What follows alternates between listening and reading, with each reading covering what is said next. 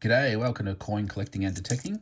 Today I'm going to be going through Australian 20-cent coins, looking for rare and valuable coins, and I'm going to start straight away. So first coin up is a 2008 20-cent coin, and the 2008 20-cent coins can have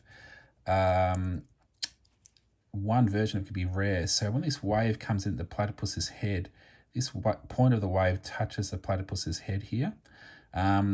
One with the wave gap. So this wave coming in, it sort of stops about here. There's a gap between the point and the platypus's head. That's called a wave gap, and they are worth more. So those are worth between $2 and $4.50 each, those coins. So worth looking out for if you're looking for valuable coins. So let's get straight into it. A number of years and errors and things that I'm looking for, and I'll talk about it as I'm going along. And the first things I look for are those years. So this is a 2004 coin, and the 2004 coin, there's two varieties. One's rarer. This is the more common one. So the A on the start of Australia, the top of it's a bit flat. It's a flat topped A, and the queen's head is smaller. There's another version where the A is pointy at the top. It's a pointy A and a large head, a large queen's head. They're the rarer ones, and they're worth a bit more. So those 2004 pointy A large head can be worth between $4 and $7.50 each. So definitely worth keeping an eye out for those ones there. Keep moving along. Yeah, I've got a fair few of these, but yeah, I might hold on to it for the time being and have a look at my stocks, but I'm pretty sure I've still got a fair few of those.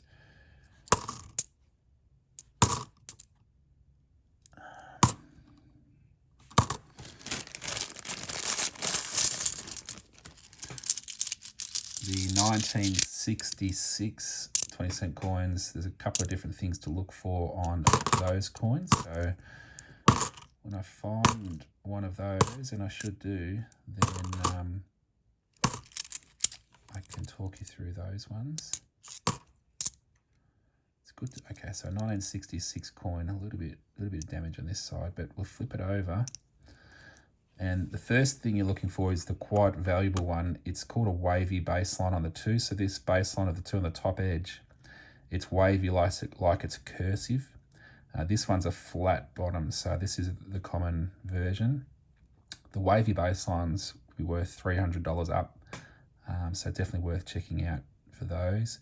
Second thing is there was two different mints that produced these coins in 1966. So to determine that, you look at this wave that's coming at the platypus's head again. So if it's touching the platypus's head, that's a no wave gap, and that was produced in London. They were minted in London, so 30 million of those were produced in London.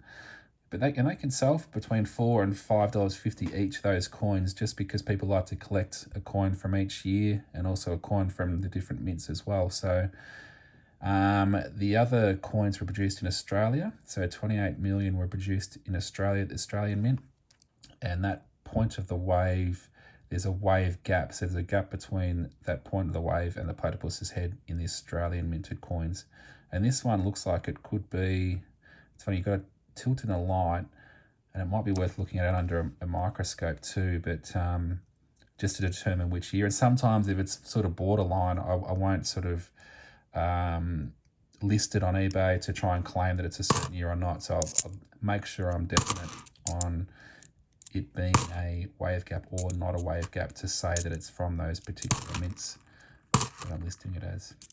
Okay, another 1966, not a wavy baseline, and this one's a London mint one, so the point is touching the platypus's head there.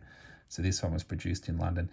Pretty dirty though, so I might just let that one go back, and I've got a fair few of them already. So unless it's in good condition, I probably won't hold on to them. Another 1966 having a bit of a roll there. So this one, just looking to try and determine, pretty sure it's a no wave gap. Struggling to get the focus on it. Yeah. Just let it go.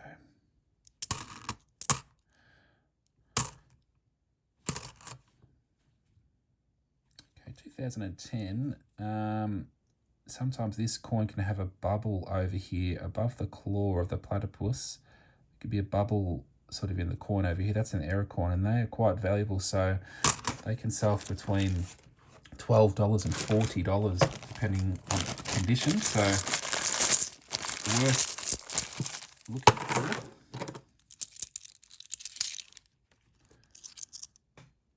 Okay, 2008, looking for a wave gap on the 2008 coin. I don't know if I've mentioned that. So the same again, this point of the wave coming, if it's touching the platypus's head, that's the common one. If there's a gap between that point of the wave and the platypus's head, that's a wave gap. Worth holding on to.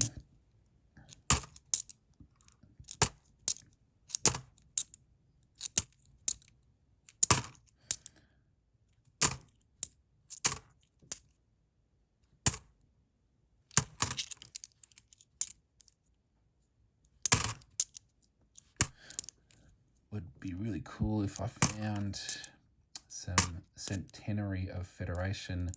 It's actually this year, so the 2001 coins, some of them are centenary of Federation coins. There's a design for each state and territory on this side, and also Norfolk Island, but this coin is the standard issue coin, so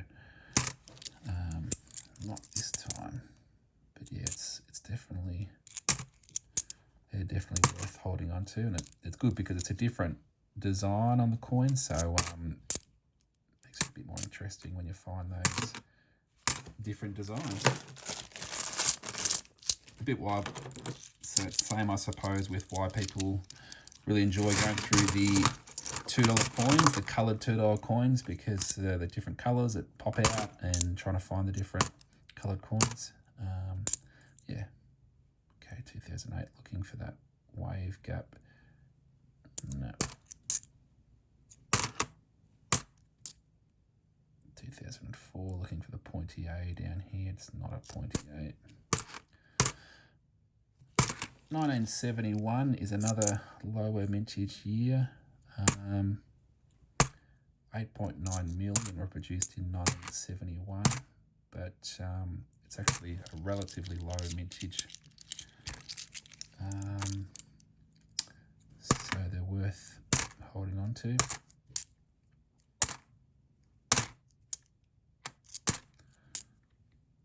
Ooh, very dirty. Okay, 2008. No.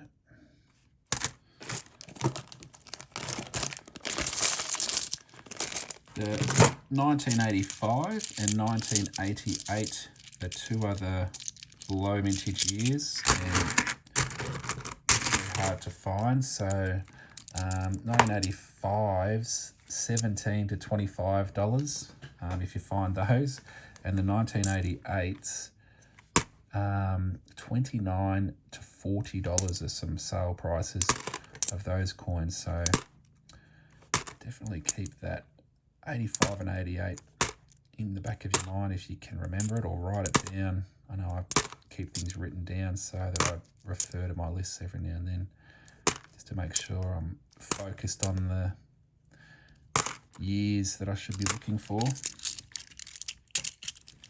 And I've also got lists in the link in my descriptions of coins to look for, and also the prices, that recent sales prices they've sold for, so it keeps you a bit motivated. You get a bit more of a feel for, okay, this one is rare and this is how much it's worth. So yeah, definitely keep an eye out for that year and feature on the coin. So if you're interested in those lists, there is a small charge for that because of the time putting it all together. But yeah, I've got a list for each year.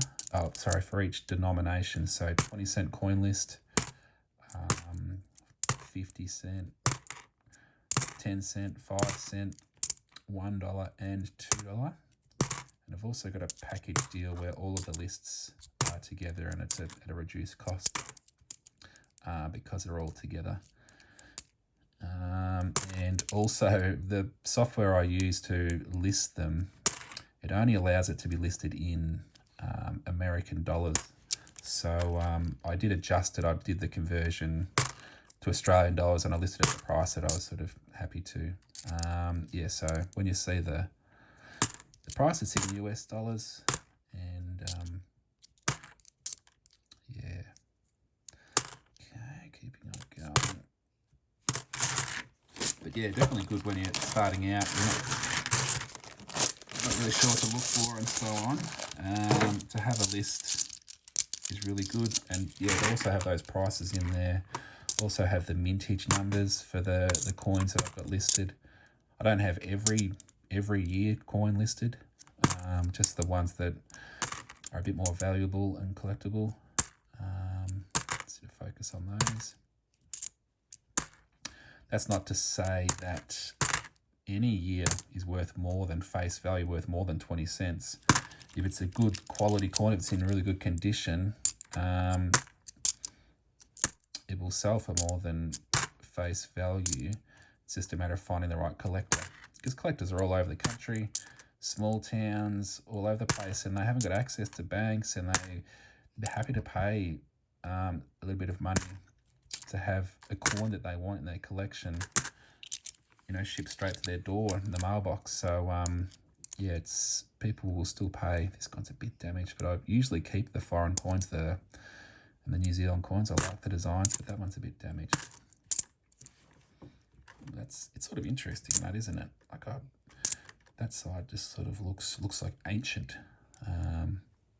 but yeah, this side here isn't as impressive, but just interesting. Yeah, I'll let it go though.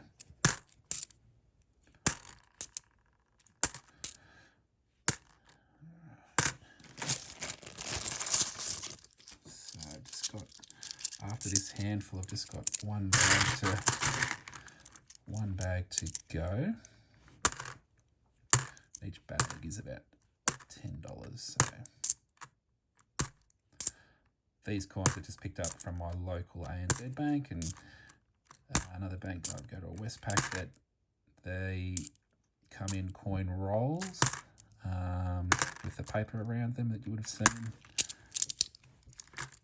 But these, the bank I got these from, they just come in the plastic bags, like the coin bags that the banks use. But I generally take these coins back to the Westpac, because they've got a coin machine where I could just dump all these coins straight into the machine, and it puts it straight back into my bank account, so that I can get some more coins if I want to straight away. And that's really handy. It saves having to try and package everything up, and the tellers having to try and count them all up and everything. Yeah, so if you can locate a coin machine, coin deposit machine, and even a coin dispensing machine, you can get coin rolls just straight from the machine rather than having to go to a teller.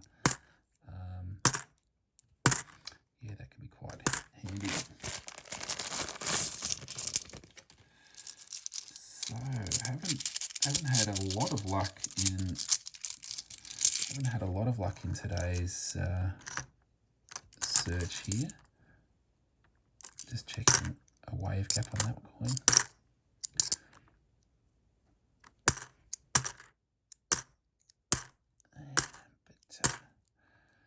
But you'll always miss 100% of shots you don't take. So you've got to have a shot at it. See if you can find some cool coins. Like this one. This one's in fairly good condition. This is a New Zealand 20-cent coins from 1967, and yeah, I just sort of like the look of that. It's in good condition, so I'll definitely hold on that one. Very happy with that.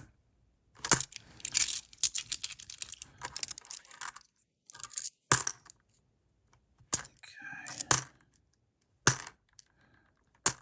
Let's see if we can find one more good coin. Now that's yeah, I've actually sold a few of these recently. Yeah, International Women's Day, the 2011 coin. So they can sell for between $1 and $3. Not a big margin in it, but yeah. So I'll hold on to that one.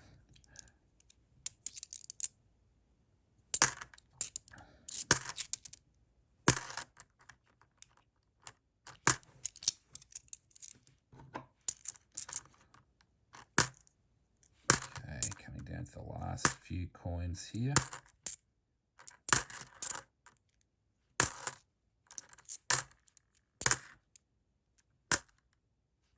Let's check to see if it's a bubble. If there's a bubble over here, not a bubble over there. So, all right, that's it. So, yeah, thanks for watching. Please subscribe to the channel. If you've got any questions, leave in the comments, and I'll get back to you. And I really appreciate your viewing. Okay, have a great day.